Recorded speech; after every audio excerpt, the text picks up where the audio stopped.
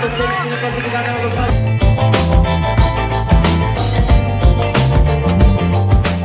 Una cursa ja més presència de gent, més corredors i corredores.